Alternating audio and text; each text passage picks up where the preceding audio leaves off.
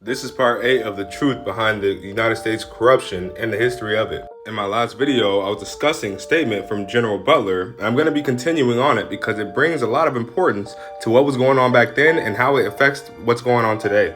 He said in Mexico, and particularly in Tampico, he made American oil interests safe in 1914.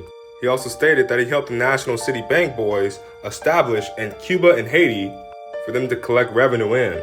He also stated that he helped in the raping of half a dozen Central American republics on the benefit of Wall Street.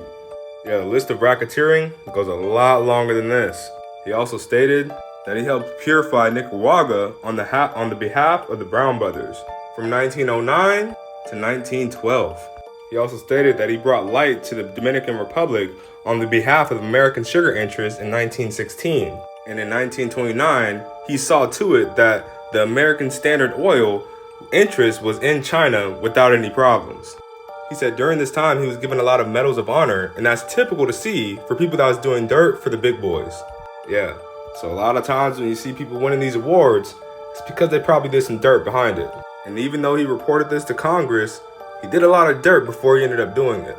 And in my last video, I brought up how it is typical for people in the military to just follow orders and not question anything until they reach outside the military. And now it's time to bring us into more modern times by talking about this man right here, John F. Kennedy. And see, even going into office, President Kennedy was well aware of the predatory nature of the private central banks or the Federal Reserve. And he understood why Andrew Jackson fought so hard to get rid of the second bank of the United States. And President Kennedy understood that in order to be really a true president and a good president of the United States, you gotta get rid of these private central banks.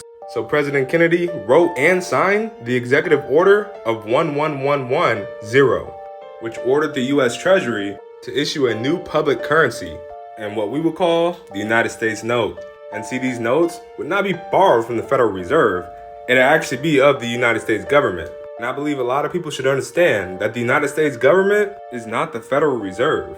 And the reason why he was a genius was because these Federal Reserve notes will be backed by the silver stockpiles that was controlled by the United States government, completely dismantling these greedy middlemen. And this represented in the return of the economics that the United States was founded on, which was 100% legal for him to do.